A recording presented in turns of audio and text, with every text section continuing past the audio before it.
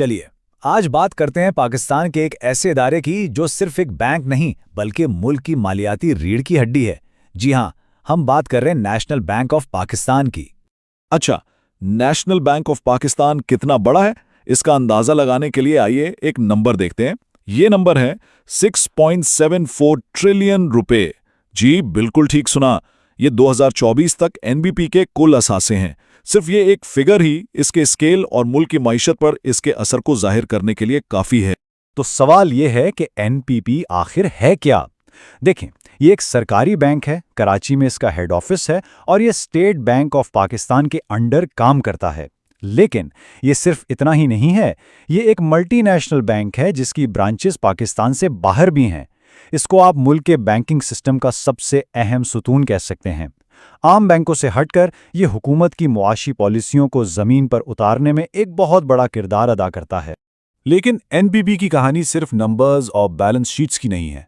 इसकी असली अहमियत समझने के लिए हमें थोड़ा सा वक्त में पीछे जाना पड़ेगा, क्योंकि इस बैंक की तारीख असल में पाकिस्तान की अपनी तारीख है। तो देखें इसकी जर्नी कितनी दिलचस्प है। 1949 में यानी पाकिस्तान बनने के फौरन बाद इसे बनाया गया मरकजी बैंक के एजेंट के तौर पर। फिर 50s और 60s में इसने दुनिया भर में अपनी ब्रांचेस खोली, लेकिन फिर जियोपॉलिटिकल मसलों की वजह से इंडिया, इराक और तंजानिया में ब्रांचेस बंद करनी पड़ी। 1974 में हुकूमत ने इसे पूरी तरह कौमी तहवील में ले लिया और फिर 2001 में इसकी पार्शियल प्राइवेटाइजेशन हुई, जब इसके 23.2% शेयर्स आम लोगों के लिए स्टॉक मार्केट में पेश किए गए। आप देख सकते हैं कि हर कदम, हर फैसला पाकिस्तान की सियासी और माशी सूरत हाल का आईनादार है। तो ये तो थी इसकी तारीख। चलिए अब वापस आज में आते हैं और देखते हैं कि आज के दौर में एनबीपी कितना बड़ा और किसके कंट्रोल में है। अब ये चार्ट देखें, इससे साफ पता चलता है कि एनबीपी का मालिक कौन है। 75.2% हिस्सा स्टेट बैंक ऑफ पाकिस्तान के पास है, यानी हुकूमत के पास। स्टॉक एक्सचेंज पर आम लोगों के पास सिर्फ 23.2% है। इसका मतलब क्या है? इसका मतलब यह है कि बेशक ये स्टॉक मार्केट में लिस्टेड है, लेकिन इस पर कंट्रोल पूरी तरह से हुकूमत का है और इसी वजह से ये मुल्क की मुआशी पॉलिसी में इतना अहम है। इसका फैलाव देखें, पूरे पाकिस्तान में 1500 से भी ज्यादा ब्रांचेस। कराची में इसका मेन ऑफिस है। ये बड़े बड़े बिजनेसेस को भी सर्विसेज देता है और आम लोगों को भी। लेकिन एक खास बात, इसकी स्पेशलाइजेशन है एग्रीकल्चरल फाइनेंसिंग में, यानी ज़राअत के लिए कर्जे देना। ये बहुत ज़रूरी है क्योंकि ये इस बात को यकीनी बनाता है कि पैसा मुल्क के सबसे अहम शोबे तक भी पहुंचे। लेकिन आइए अब ज़रा हट के बात करते हैं। क्या एनबीपी की कहानी सिर्फ पैसों, लोन्स और ब्रांचेस तक ही महदूद है? शायद नहीं।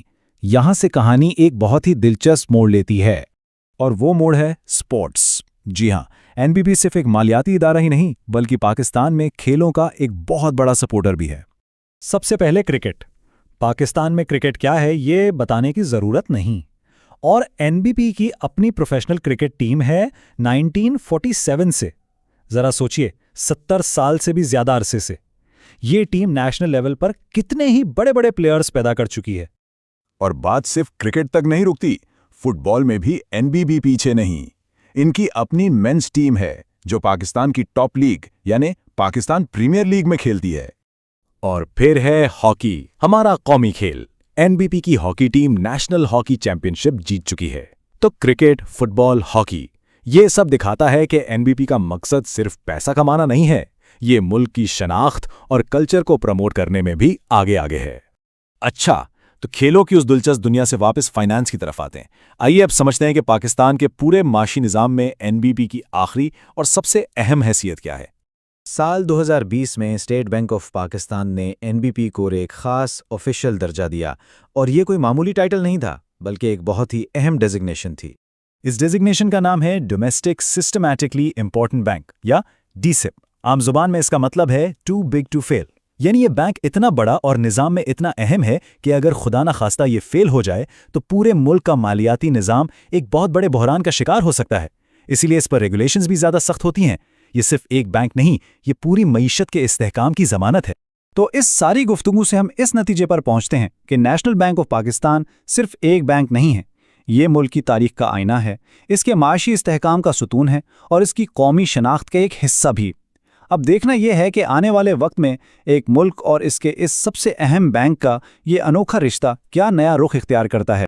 पाकिस्तान की बैंकिंग इंडस्ट्री के बारे में बाखबर रहने के लिए पाक फिनटेक को भी सब्सक्राइब करें। नीचे कमेंट में बताएं कि आप अगले वीडियो में किस बैंक का एनालिसिस देखना चाहते हैं। शुक्रिया।